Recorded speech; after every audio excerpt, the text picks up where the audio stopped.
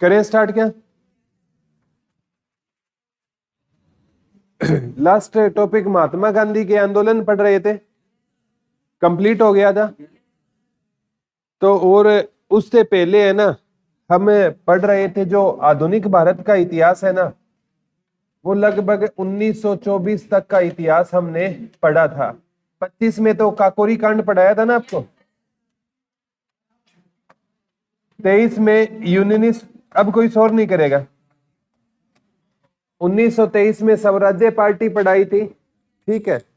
और 1925 में 1924 में HRA भी पढ़ाया था, हिंदुस्तान रिपब्लिक एसोसिएशन। 1925 में काकोरी वाला पढ़ा था, ठीक है।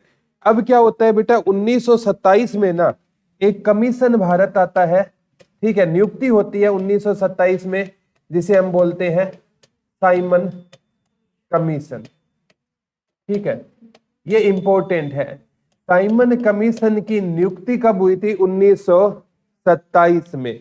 दो क्वेश्चन बनेंगे बेटा, एक भारत कब आया, वो 1928 में भारत आया था, ठीक है। साइमन कमीशन की नियुक्ति कब हुई थी? 1927 में इसकी नियुक्ति हुई थी, ठीक है। और इसमें ना कितने सदस्य थे? 7 सदस्य थे। और सातों के सातों बेटा क्या होते थे? अंग्रेज होते थे। इसीलिए इस साइमन कमीशन का दूसरा नाम व्हाइट मैन कमीशन था। लिख लो, साइमन कमीशन का दूसरा नाम क्या होता था? व्हाइट मैन कमीशन, ठीक है। यानी अंग्रेज गोरे होते थे, गोरों को बोला जाता था व्हाइट मैन, ठीक है। तो साइमन कमीशन का दूसरा नाम क्या रहेगा बेटा? White man commission. और व्हाइट को हम क्या कहते हैं? श्वेत। तो इसे श्वेत कमीशन के नाम से भी जाना जाता था। साइमन कमीशन की नियुक्ति कब हुई? 1927 में हुई, ठीक है। और ये भारत आया बेटा 3 फरवरी 1928 को।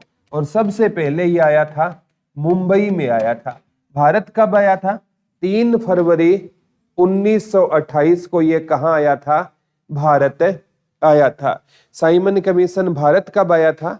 3 फरवरी 1928। नियुक्ति कब हुई थी इसकी? 1927 में किस कमीशन की नियुक्ति हुई थी? साइमन कमीशन की नियुक्ति कब हुई थी? 1927 में हुई थी। और यह भारत कब आया था? 3 फरवरी 1928 को साइमन कमीशन कहां आया था? मुंबई आया था, यानी भारत आया था, ठीक है। अब साइमन कमीशन, पहले इसकी पृष्ठभूमि समझो, ये क्यों आया? ये बेटा 1919 के सुधारों की जांच करने के लिए आया था। किन सुधारों की? 1919। कौन से सुधार हुए थे? मॉन्टेग्यू चेम्सफोर्ड सुधार। और मॉन्टेग्यू चेम्सफोर्ड सुधार को ही कहा जाता है भारत सरकार अधिनियम 1919। इन्हें क्या कहा जाता है? भारत सरकार अधिनियम 1919। इनकी जांच करने के लिए कौन सा कमीशन भारत आया था? Simon commission. तो साइमन कमीशन कब भारत आया था? 3 फरवरी 1928। नियुक्ति कब हुई थी? 1927। किसकी जांच करने के लिए आया था? भारत सरकार अधिनियम 1919 यानी मॉन्टेग्यू चेम्सफोर्ड सुधार की जांच करने के लिए आया था। क्या उसकी रिपोर्ट को सही से लागू किया गया है या नहीं किया गया है? अब प्यारे बच्चों, जो अलग थलग भारतीय थे ना, जैसे मुस्लिम लीग अलग काम कर रही थी, कांग्रेस अलग काम कर रही थी, उन दोबारा वो ना सारी चीजें क्या होगी? एक हो जाएगी।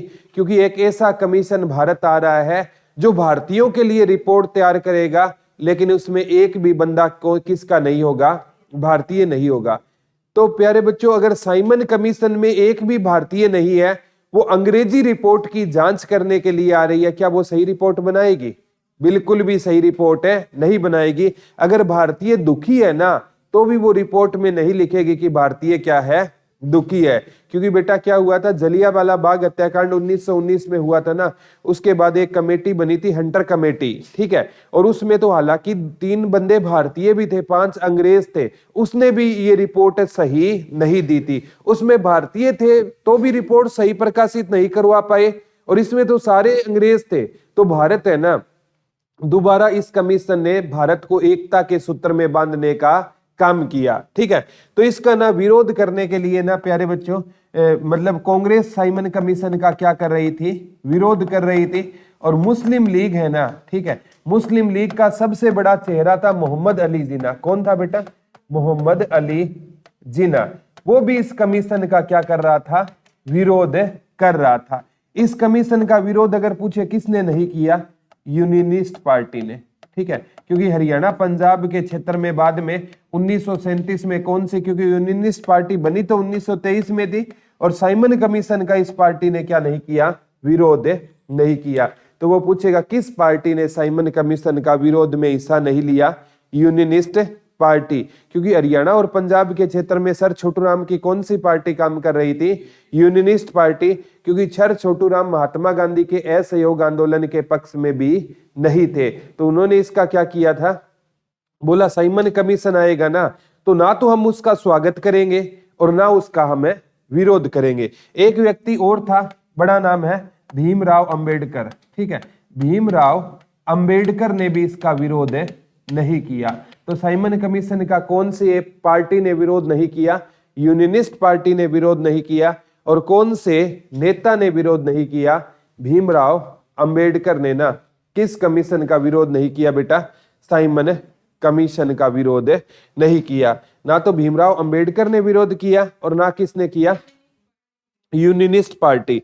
और साइमन कमीशन के लिए ना बेटा, साइमन कमीशन के लिए एक कमेटी बनाई गई कि साइमन कमीशन का हमें विरोध नहीं करना है। एक कमेटी बनवाई गई थी भारतीयों से कि हमें किसका विरोध नहीं करना है? Simon commission. और उस कमेटी के ना एक सदस्य कौन थे? भीमराव अंबेडकर थे। ठीक है, तो ये क्वेश्चन डायरेक्ट आ सकता है कि किस व्यक्ति ने साइमन कमीशन का विरोध नहीं किया? भीमराव अंबेडकर। ये उस कमेटी के सदस्य थे जो कह रही थी कि हमें साइमन कमीशन का क्या नहीं करना है? विरोध नहीं करना है। कांग्रेस ने विरोध किया। मुस्लिम लीग में मोहम्मद अली जिन्ना ने क्या किया? विरोध किया। यूनियनिस्ट पार्टी ने क्या नहीं किया? और किस व्यक्ति ने नहीं किया? भीमराव अंबेडकर। एक कमेटी बनाई गई जो कह रही है हमें साइमन कमीशन का विरोध नहीं करना। उसके सदस्य कौन थे?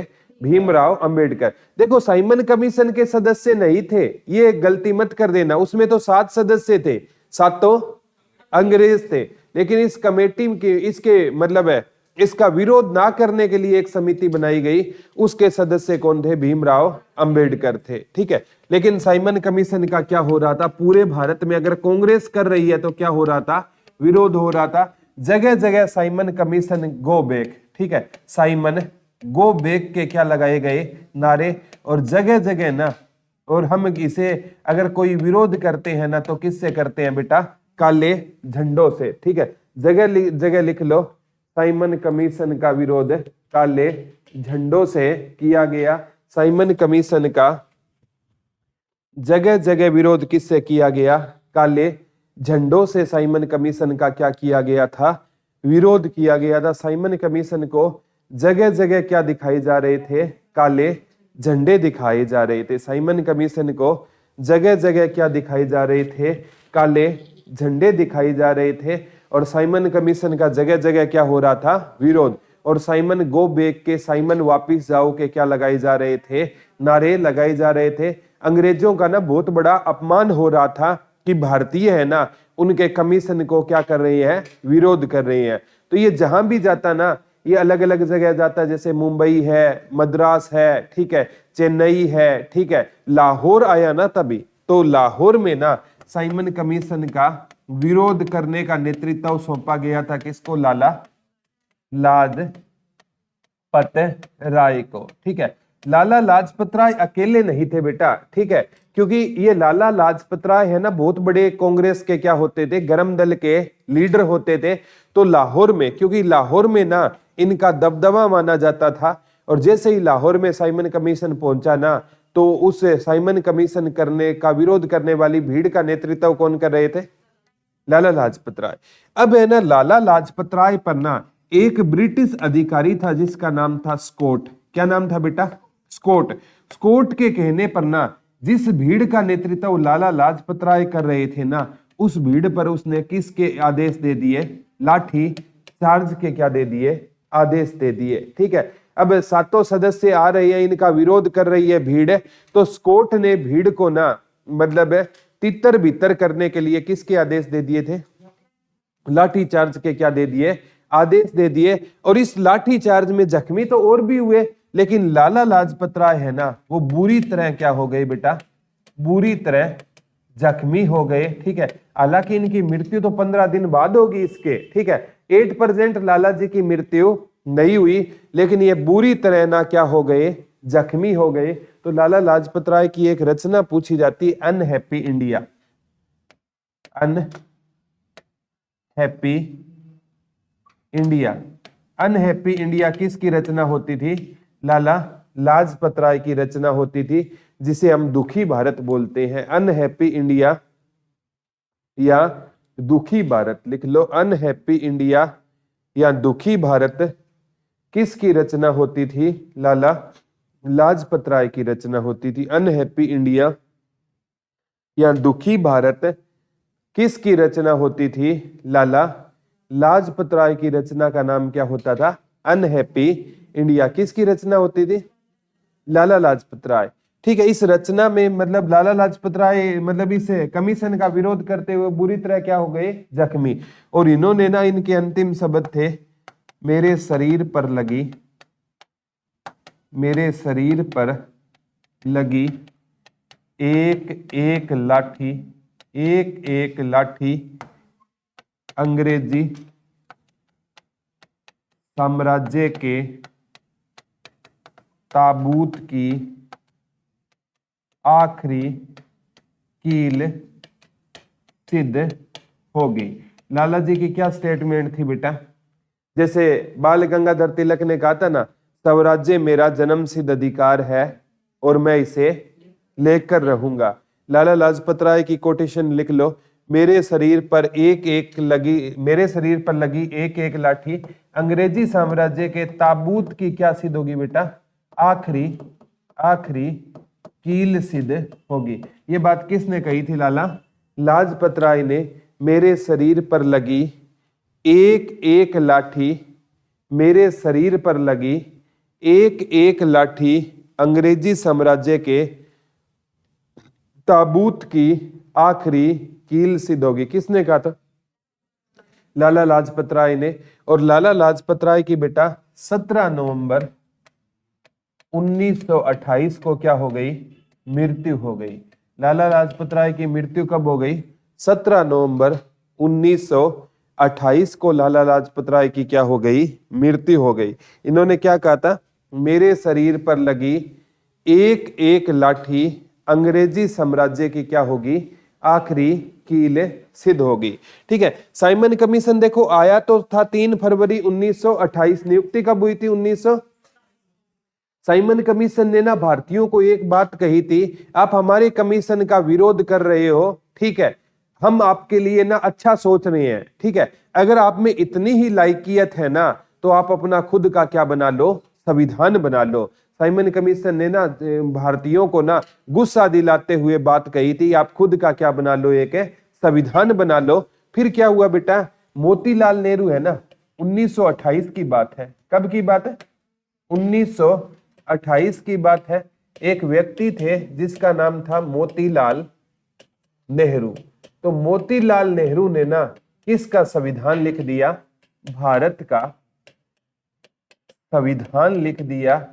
और भारत का संविधान है ना को क्या कहा गया? नेहरू रिपोर्ट कहा गया। ठीक है, लिख लो नेहरू रिपोर्ट। ये पेपर में पक्का आएगा। कब आई थी? 1928 में आई थी। लिख लो नेहरू रिपोर्ट कब आई थी? 1928 में आई थी। लिख लो नेहरू रिपोर्ट कब आई थी?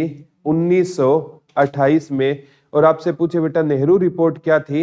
ये भारत का संविधान थी जो किसके द्वारा लिखा गया था? मोतीलाल नेहरू के। इसमें ना नेहरू रिपोर्ट को बच्चे नेहरू नाम आते ही ना भावनाओं में बह जाते हैं और पंडित जवाहरलाल नेहरू कर देते हैं। तो पंडित जवाहरलाल नेहरू थे, ये नेहरू रिपोर्ट में कौन थे बेटा? मोतीलाल नेहरू होते थे। तो नेहरू रिपोर्ट किसकी होती थी?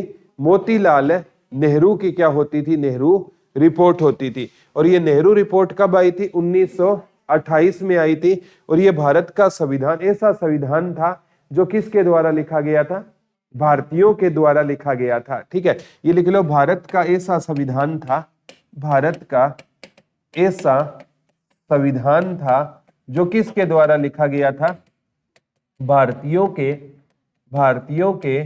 द्वारा लिखा गया था। भारत का ऐसा संविधान था जो किसके द्वारा लिखा गया था, भारतीयों के द्वारा लिखा गया। और इसमें भी ना एक मांग उठाई गई बेटा कि भारतीयों को ना कौन से अधिकार मिलने चाहिए, मौलिक अधिकार मिलने चाहिए। आज भी भारतीयों को फंडामेंटल राइट्स है ना। ठीक है, तो सबसे पहले अगर पूछे ना किस रिपोर्ट में लिखा गया था कि भारतीयों को मौलिक अधिकार मिलने चाहिए, लिख लो, सबसे पहले किस रिपोर्ट में बोला गया था कि भारतीयों को मौलिक अधिकार मिलने चाहिए। तो किस रिपोर्ट में बोला गया था, नेहरू रिपोर्ट में सबसे पहले बोला गया था कि भारतीयों को कौन से अधिकार मिलने चाहिए। किस रिपोर्ट में बोला गया था, नेहरू रिपोर्ट में बोला गया था कि भारतीयों को कौन से अधिकार मिलने चाहिए, मौलिक अधिकार। सबसे पहले मौलिक अधिकारों की मांग भारतीयों के लिए, लिख लो, श्रीमती एनी बेसेंट ने उठाई थी। भारतीयों के लिए मौलिक अधिकारों की मांग, भारतीयों के लिए किसकी मांग बेटा, मौलिक अधिकारों की मांग किसने उठाई थी, श्रीमती एनी बेसेंट ने उठाई थी। भारतीयों के लिए मौलिक अधिकारों की सबसे पहले मांग किसने उठाई थी, श्रीमती एनी बेसेंट ने उठाई थी। लिख लो, भारतीयों के लिए मौलिक अधिकारों की सबसे पहले मांग किसने उठाई थी, श्रीमती एनी बेसेंट ने कहा था कि भारतीयों को कौन से अधिकार मिलने चाहिए, मौलिक अधिकार मिलने चाहिए। यह बात किसने कही थी सबसे पहले, एनी बेसेंट। और किस भारतीय ने मतलब लिखा था कि ऐसे मौलिक अधिकार भारतीयों को मिलने चाहिए, तो नेहरू रिपोर्ट में मोतीलाल नेहरू ने लिखे थे। ठीक है, अब नेहरू रिपोर्ट को ना लागू करवाने के लिए बेटा एक सर्वदलीय सम्मेलन हुआ। कौन सा सम्मेलन हुआ, सर्वदलीय सम्मेलन हुआ। कब हुआ, 1928 में। कौन सा सम्मेलन हुआ, सर्वदलीय सम्मेलन क्या होता है, जिसमें सभी दल आएंगे। ठीक है, उसमें कांग्रेस भी आएगी बेटा, उसमें मुस्लिम लीग भी आएगी, उसमें जनसंघ पार्टी भी आएगी, उसमें हिंदू महासभा भी आएगी। ठीक है, तो इसमें क्या हुआ कि सर्वदलीय सम्मेलन में ना बहुत से दल आए। ठीक है, और सर्वदलीय सम्मेलन में ना नेहरू रिपोर्ट से ना कौन खुश नहीं था, मोहम्मद अली जिन्ना। यानी मोहम्मद अली जिन्ना नेतृत्व का मतलब है कौन खुश नहीं थी, मुस्लिम लीग। लिख लो, नेहरू रिपोर्ट से कौन खुश नहीं था, मोहम्मद अली जिन्ना खुश नहीं था। नेहरू रिपोर्ट से कौन खुश नहीं था बेटा, मोहम्मद अली जिन्ना। किस रिपोर्ट से खुश नहीं था, नेहरू रिपोर्ट से कौन खुश नहीं था, मोहम्मद अली जिन्ना। मोहम्मद अली जिन्ना का यह मतलब क्या है कि कौन खुश नहीं थी, मुस्लिम लीग। ठीक है, इसमें ना मतलब नेहरू रिपोर्ट में मोहम्मद अली जिन्ना है ना, नेहरू रिपोर्ट में यह कहा गया कि मुसलमान है ना वो अलग से क्या नहीं लड़ेंगे, चुनाव नहीं लड़ेंगे। ठीक है, यानी हिंदू और मुसलमानों को एक करने की बात की गई थी नेहरू रिपोर्ट में। लेकिन मोहम्मद अली जिन्ना ना इन्होंने कहा कि हम नेहरू रिपोर्ट से क्या नहीं है, खुश है नहीं है। ठीक है, अब इस रिपोर्ट से एक तो नेहरू रिपोर्ट से मुस्लिम लीग खुश नहीं थी, एक खुश नहीं थी बेटा हिंदू महासभा। कौन खुश नहीं थी, हिंदू महासभा भी खुश नहीं थी। लिख लो, नेहरू रिपोर्ट से कौन खुश नहीं था, बता दो, हिंदू महासभा भी खुश नहीं थी और मुस्लिम लीग या मोहम्मद अली जिन्ना खुश नहीं थे। तो सर्वदलीय सम्मेलन क्या हुआ, असफल हो गया। सर्वदलीय सम्मेलन क्या हो गया बेटा, कब हुआ सर्वदलीय सम्मेलन, 1928 में। क्योंकि साइमन कमीशन ने कहा कि आप हमारा विरोध तो कर रहे हो, क्या आप में ताकत है, खुद का संविधान बना सकते हो। तो तुरंत भारतीय एक्टिव हुए और मोतीलाल नेहरू ने खुद का क्या बना दिया, संविधान बना दिया। अब है ना मोहम्मद अली जिन्ना है ना, ये एक बात कहते थे बेटा, मोहम्मद अली जिन्ना कहते हैं कि हमें है ना, ठीक है, जितनी सीटों पर हम चुनाव लड़ रहे हैं ना, भारत में जितनी सीटें हैं ना उसका हमें 1/3 क्या चाहिए, आरक्षण चाहिए। ठीक है, अगर 100 सीटें है ना तो उसमें 33% चुनाव मतलब सीटें किसको मिलनी चाहिए? मुसलमानों को। ठीक है, मोहम्मद अली जिन्ना ने क्या कहा नेहरू रिपोर्ट के खिलाफ है कि हमें कितने सीटों पर आरक्षण मिलना चाहिए? 1/3। अगर 100 सीटें है ना तो उसमें 33% सीटें किसके लिए रिजर्व होनी चाहिए? मुसलमानों के लिए होनी चाहिए। ठीक है, और मतलब नेहरू रिपोर्ट में कांग्रेस ने कहा चलो ठीक है बताओ और आपको क्या चाहिए? तो इन्होंने कहा कि जिन एरिया में मुसलमान ज्यादा है, सपोज करो बंगाल के एरिया में, ठीक है, क्योंकि बंगाल से बांग्लादेश बना था, ठीक है, और आपके पंजाब के एरिया में, ये पंजाब वर्तमान में पाकिस्तान में है, इनमें क्या थे बेटा? मुसलमान ज्यादा थे। तो इसमें कहा कि हमें है ना जनसंख्या के आधार पर, जनसंख्या के आधार पर हमें क्या मिलनी चाहिए? सीटें। यदि अगर 80% यहां पर मुसलमान है ना तो 80% आप केवल है ना 100 में से 8 मुसलमान खड़े होंगे और 2 क्या खड़े होंगे? हिंदू। यहां क्या कह रहे हैं? 1/3। और मुस्लिम बाहुल्य एरिया में क्या कह रहे हैं? जनसंख्या का 80% नहीं कह रहे, जनसंख्या के आधार पर हमें क्या मिलनी चाहिए? सीटें मिलनी चाहिए। अगर ये इन्होंने ना एक बात पर ये रहते ना कि हमें जनसंख्या के आधार पर सीटें मिलनी चाहिए तो कांग्रेस मान जाती, क्योंकि चलो ठीक है इनको इधर आपका बंगाल और पंजाब में दे देती जनसंख्या के आधार पर, और भारत में तो मुसलमान थे ही नहीं ना, तो ये जहां नहीं थे ना वहां तो कह रहे हैं हमें क्या चाहिए? 1/3। जहां इनकी संख्या ही कम थी वहां तो मांग रहे हैं ये 1/3, और जहां जनसंख्या ज्यादा है बोला जनसंख्या के आधार पर, तो ये खुद की बात पर ही टिके नहीं थे, तो कांग्रेस ने इनकी बात को मानने से इनकार कर दिया, तो ये सम्मेलन क्या हो गया? असफल। ठीक है, अब कांग्रेस ने क्या किया? 1928 में कांग्रेस का जो अधिवेशन होता है ना साल में, हर साल कांग्रेस का अधिवेशन होता था, 1928 में कांग्रेस ने ना अपने अधिवेशन में किस रिपोर्ट को पास करवा दिया? नेहरू रिपोर्ट पास हो गई। तो पेपर में यही आएगा नेहरू रिपोर्ट कब आई? 1928 में आई। 1928 में कांग्रेस के लिख लो वार्षिक अधिवेशन में इस रिपोर्ट को क्या करवा लिया गया? पास करवा लिया गया। तो नेहरू रिपोर्ट कब आई थी बेटा? 1928 में आई। हाँ, एक नेहरू रिपोर्ट है ना, इसमें यह बात की गई कि भारतीयों को ना डोमिनियल क्या चाहिए? स्टेट चाहिए। भारतीयों को कौन सा स्टेट चाहिए बेटा? किस रिपोर्ट में बात की गई है? नेहरू रिपोर्ट में, कि भारतीयों को कौन सा स्टेट चाहिए? डोमिनियल स्टेट। मैं बार बार बताता हूं, डोमिनियल स्टेट एक ऐसा स्टेट होता है जिसमें ना प्रमुख पद है ना वो तो अंग्रेजों के होंगे, ठीक है, मेन प्रमुख पद होंगे, बाकी किसके होंगे? भारतीयों के। जैसे है ना अंग्रेज की जो महारानी विक्टोरिया होगी ना, वो भारत में जो सुरक्षा है ना, सुरक्षा का जिम्मा किसका होगा? भारत में महारानी विक्टोरिया का होगा। ठीक है, और भारत में ना मतलब भारत को किसके साथ, भारत में अगर कोई युद्ध कर रहा है ना उससे बचाने का जिम्मा किसका होगा? महारानी विक्टोरिया का होगा। और बाकी छोटे छोटे पद किसके होंगे? भारतीयों के होंगे। तो मेन पद किसका होगा इसमें? अंग्रेजों का। बाकी छोटे पद किसके होंगे? तो इस रिपोर्ट के पक्ष में खुद पंडित जवाहरलाल नेहरू भी नहीं थे। उन्होंने कहा था डोमिनियल स्टेट नहीं, हमें तो क्या चाहिए? पूर्ण स्वराज्य चाहिए। तो लिख लो डोमिनियल स्टेट की किस रिपोर्ट में बात की गई थी? आया था नेहरू रिपोर्ट में। लिख लो किस स्टेट की बात की गई थी? डोमिनियल स्टेट की। और डोमिनियल स्टेट से कौन से बड़े राजनेता खुश नहीं थे? तब आपका आंसर क्या होगा? पंडित जवाहरलाल नेहरू है ना, वो डोमिनियल स्टेट से क्या नहीं थे? खुश नहीं थे। डोमिनियल स्टेट से लिख लो कौन खुश नहीं थे? तो डोमिनियल स्टेट से कौन खुश नहीं थे? तो आपका आंसर क्या होगा? कौन खुश नहीं थे डोमिनियल स्टेट से?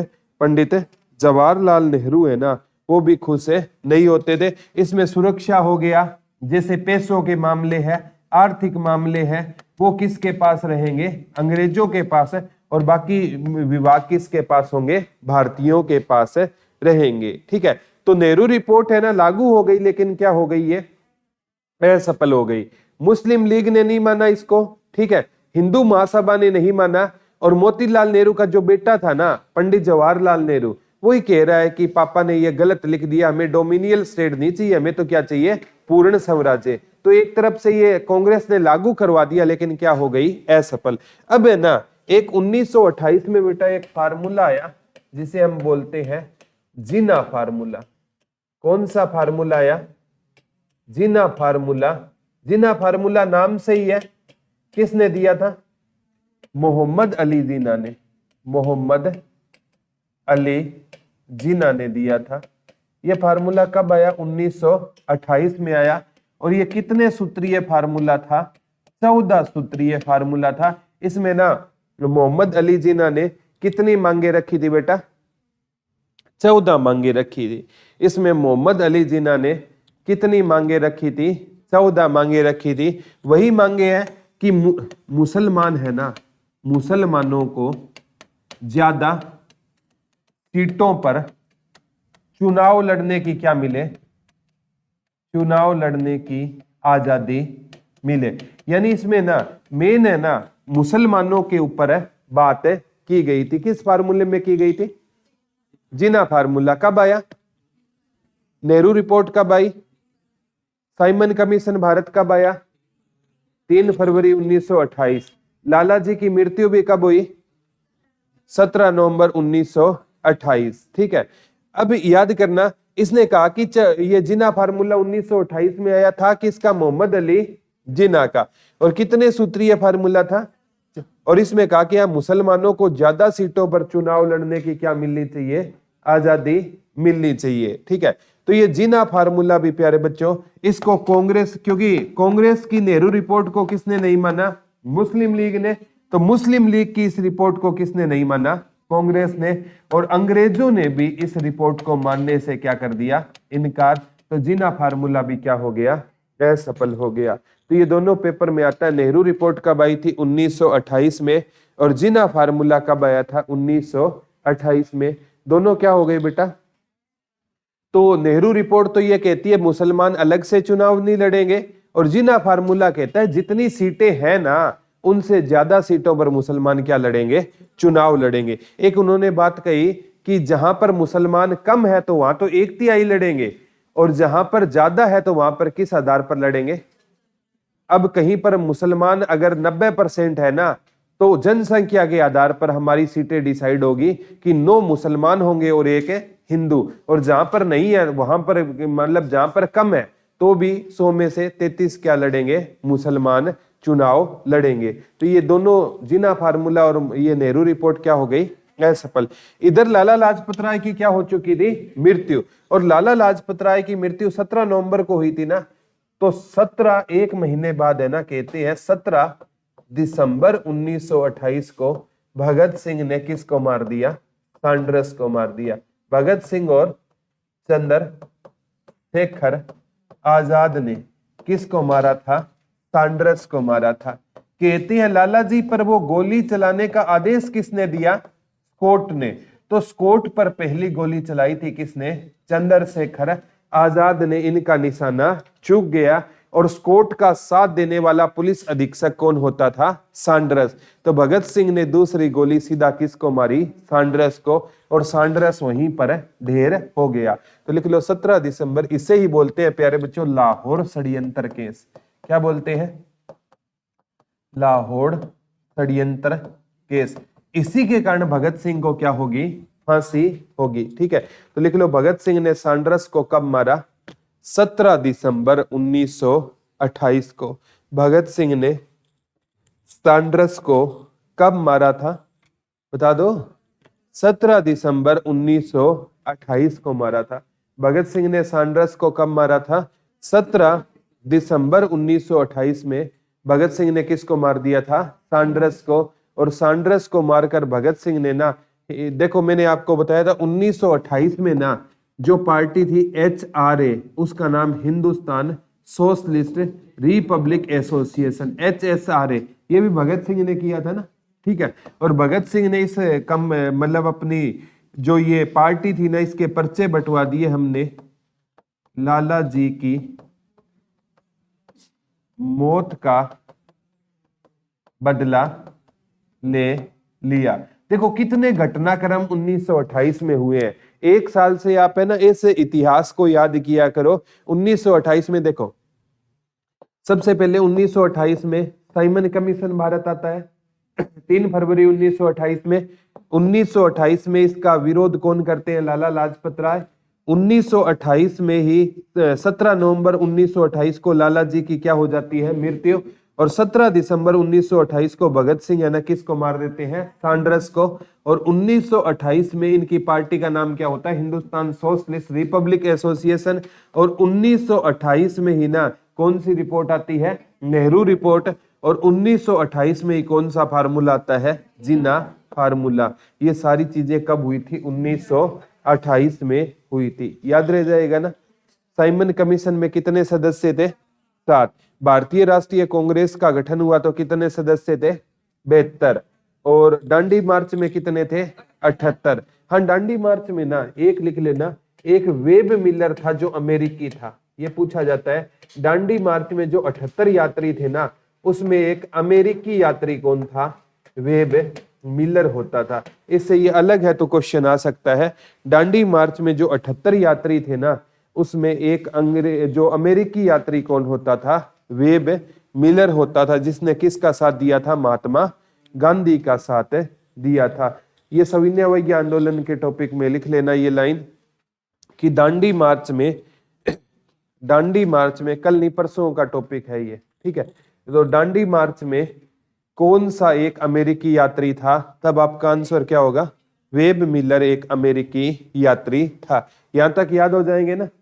Very good. अब क्या होता है 1928 में ना एक आंदोलन होता है जिसे हम बोलते हैं बारदोली सत्याग्रह। कौन सा सत्याग्रह होता है बेटा? 1928 में कौन सा सत्याग्रह होता है? बारदोली सत्याग्रह। और इसमें ना बारदोली है ना, ये सत्याग्रह है ना, इसका नेतृत्व होता है वल्लभ भाई पटेल के पास। वल्लभ भाई पटेल के पास। लिख लो बारदोली सत्याग्रह। ये पेपर में सबसे ज्यादा पूछा जाता है बेटा। बारदोली सत्याग्रह कब हुआ था? 1928 में। कौन सा सत्याग्रह हुआ था? बारदोली सत्याग्रह। कब हुआ था? 1928 में। बारदोली जो गुजरात का एक एरिया था, वहां पर एक सत्याग्रह हुआ था और उसे किस नाम से जाना गया? बारदोली सत्याग्रह के नाम से जाना गया। कब हुआ था? 1928 में हुआ था। और इसमें ना वल्लभ भाई पटेल है ना, मैं बताता हूं, बारदोली है ना, यहां पर अंग्रेजों ने ना जो लगान की दर थी ना वो 30% कर दी थी। कितने परसेंट कर दी थी? 30% कर दी थी, ठीक है। लगान की दर कितने परसेंट कर दी थी? 30%। और प्यारे बच्चों यहां पर उपज इतनी ज्यादा हो नहीं रही थी, तो इसका ना इस आंदोलन का जिम्मा किसको सौंपा गया? बारदोली वैसे देखा जाए तो गांधी जी का एरिया था, लेकिन यहाँ पर नेतृत्व कौन कर रहे हैं? वल्लभ भाई पटेल। तो प्यारे बच्चों वल्लभ भाई पटेल ने ऐसी लड़ाई लड़ी कि ये है ना जो लगान की दर है ना घटकर इन्होंने कितने परसेंट करवा दी? 6.3% करवा दी। पहले कितनी थी? यानी 1/5 गुना इन्होंने क्या करवा दी? कम। अब लगान की दर कितनी हो गई बेटा? 6.3% लगान की दर हो गई। तब बारदोली की महिलाओं ने खुश होकर ना इनको कौन सी उपाधि दी थी?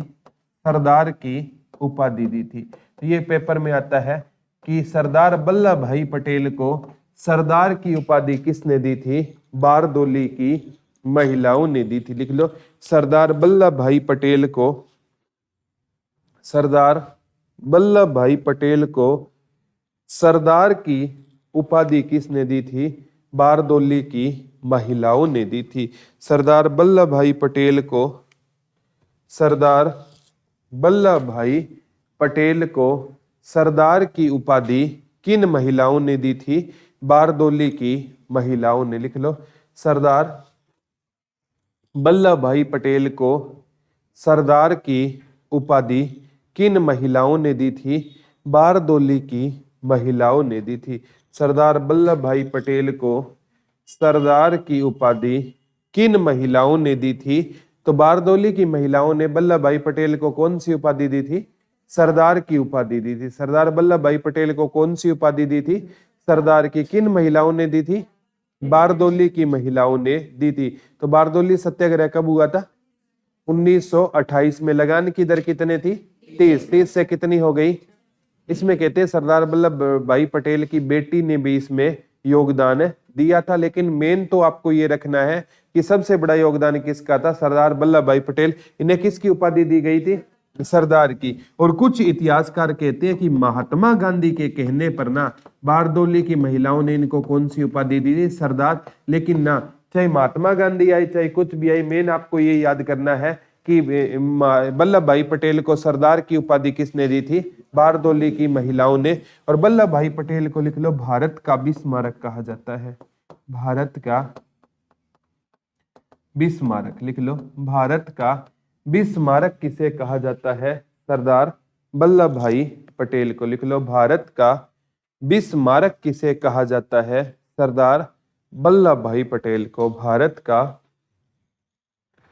बिस्मारक किसे कहा जाता है? सरदार वल्लभ भाई पटेल को क्या कहा जाता है? भारत का बिस्मारक कहा जाता है।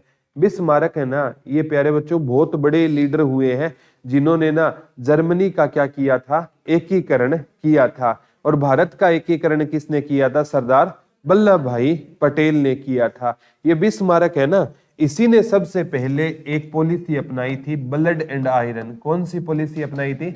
Blood and iron policy. जब मैं आपको ना मध्यकालीन भारत पढ़ा रहा था ना, तो मैंने आपको बताया था बलवन ने भारत में कौन सी पॉलिसी अपनाई थी? ब्लड एंड आयरन पॉलिसी अपनाई थी। भारत में ब्लड एंड आयरन पॉलिसी किसने अपनाई थी? बलवन ने अपनाई थी मेवातियों को नष्ट करने के लिए। मेवातियों को नष्ट करने के लिए बलवन ने कौन सी पॉलिसी अपनाई थी बेटा? ब्लड एंड आयरन पॉलिसी, जिसे हम बोलते हैं लो एवं रकत की नीति। कौन सी नीति? लो एवं रकत की नीति किसने अपनाई थी? बलवन ने अपनाई थी। किसको नष्ट करने के लिए? मेवातियों को नष्ट करने के लिए बलवन ने कौन सी पॉलिसी अपनाई थी? ब्लड एंड आयरन पॉलिसी अपनाई थी। किसको नष्ट करने के लिए? और जर्मनी में किसने अपनाई थी ये पॉलिसी? बिस्मारक ने। भारत का बिस्मारक किसे कहते हैं? सरदार वल्लभ भाई पटेल को। क्योंकि भारत का एकीकरण 563 रियासतों में एकीकरण में महत्वपूर्ण भूमिका किसकी नहीं थी? सरदार वल्लभ भाई पटेल की। इन्हें भारत का लौह पुरुष भी कहा जाता है। लिख लो, iron man of India. Sardar Vallabh भाई पटेल को लिख लो। भारत का लौह पुरुष भी किसे कहा जाता है? सरदार वल्लभ भाई पटेल को कहा जाता है। भारत का लौह पुरुष भी किसे कहा जाता है? सरदार वल्लभ भाई पटेल को कहा जाता है। भारत का लौह पुरुष भी किसे कहा जाता है? सरदार वल्लभ भाई पटेल को। भारत का क्या कहा जाता है प्यारे बच्चों? आयरन मैन ऑफ इंडिया या लौह पुरुष कहा जाता है। ठीक है, इन्हें भारत का बिस्मारक भी कहते हैं, सरदार भी कहते हैं, और इन्हें आयरन मैन ऑफ इंडिया कहते हैं। आयरन मैन ऑफ इंडिया भी इनको कहा जाता है, भारत का बिस्मारक भी इनको कहा जाता है। ब्लड एंड आयरन पॉलिसी वैसे भारत में बलवन ने अपनाई थी और विश्व में बिस्मारक ने अपनाई थी। ठीक है, तो ये बारदोली सत्याग्रह पेपर में पक्का आता है। कब हुआ? 1928 में। मेन इसमें यही आएगा, नेतृत्व किसने किया? सरदार वल्लभ भाई पटेल ने। उस टाइम इनका नाम वल्लभ भाई पटेल था, बाद में सफल नेतृत्व के कारण इनको बारदोली की महिलाओं ने सरदार की उपाधि दी। अब बात आई 1929 की। कब की बेटा? तारीख था, अंतिम दिन था 31 दिसंबर 1929। ठीक है, वो तो क्रांतिकारी आंदोलन में मैंने बता दिया। 8 अप्रैल 1929 को ना भगत सिंह ने ना भगत सिंह और बटुकेश्वर दत्त ने केंद्रीय असेंबली में क्या फेंका था? बटुकेश्वर दत्त ने असेंबली में बम फेंका था। वो तो हम क्रांतिकारी आंदोलन में पढ़ चुके हैं, लेकिन यहां पर यह तारीख याद करनी है। 31 दिसंबर 1929 को एक अधिवेशन होता है बेटा, जिसे हम बोलते हैं लाहौर अधिवेशन। ठीक है, और इसमें ना भारतीय राष्ट्रीय कांग्रेस एक प्रस्ताव पास करेगी, पूर्ण स्वराज्य। ठीक है, लिख लो, लाहौर अधिवेशन कब हुआ? 31 दिसंबर 1929 को लाहौर अधिवेशन लिख लो, कब हुआ? बता दो। 31 दिसंबर 1929 को। और इसमें ना इसकी अध्यक्षता की थी पंडित जवाहरलाल नेहरू जी ने इसकी क्या की थी, अध्यक्षता। और इन्होंने ना इसमें कहा कि हमें अब है ना तो हमें स्वदेशी चाहिए, ना हमें स्वराज्य चाहिए, ना हमें है ना डोमिनियल स्टेट चाहिए, हमें तो क्या चाहिए, पूर्ण स्वराज्य चाहिए। तो पूर्ण स्वराज्य की मांग है ना कांग्रेस ने कब उठाई बेटा, 1929 में। किसकी मांग उठी, पूर्ण स्वराज्य की। पेपर में आएगा किस अधिवेशन में, लाहौर अधिवेशन। नोट डाल के लिख लो, ये अधिवेशन रावी नदी के किनारे हुआ था। ये पेपर में आ चुका है। लाहौर अधिवेशन किस नदी के किनारे हुआ था, रावी नदी के किनारे हुआ। तो लिख लो लाहौर अधिवेशन किस नदी के किनारे हुआ था, रावी नदी के किनारे हुआ। तो लिख लो लाहौर अधिवेशन किस नदी के किनारे हुआ था, रावी नदी के किनारे हुआ। तो लिख लो लाहौर अधिवेशन किस नदी के किनारे हुआ था, रावी नदी के किनारे। कौन सा अधिवेशन हुआ था बेटा, लाहौर अधिवेशन हुआ था। किस नदी के किनारे हुआ था, रावी नदी के किनारे। कौन सा अधिवेशन हुआ था, लाहौर अधिवेशन हुआ था। ठीक है, 31 दिसंबर 1929 को हुआ था। और इसमें पंडित जवाहरलाल नेहरू, देखो 3 अधिवेशन याद मेन रखना है। 1905 में बनारस अधिवेशन हुआ था, अध्यक्षता किसने की थी, गोपाल कृष्ण गोखले। बीजी से याद करवाया था। इसमें मांग उठी थी स्वदेशी की। 1906 में सीडी कलकत्ता अधिवेशन, अध्यक्षता किसने की थी, दादा भाई नौरोजी ने। और मांग किसकी उठी थी, राज्य की। और 1929 में ना जो अधिवेशन हुआ था लाहौर में, अध्यक्षता कर रहे थे पंडित जवाहरलाल नेहरू। और इसमें मांग किसकी उठी थी, पूर्ण स्वराज्य। ये तीनों अधिवेशन है ना पेपर में पक्के पूछे जाते हैं। 1905, 1906, 1929। लाहौर अधिवेशन है ना, ये कब हुआ, 31 दिसंबर 1929। और इसमें कहा गया कि अब हमें क्या चाहिए, और मांग किसने उठाई, पंडित जवाहर।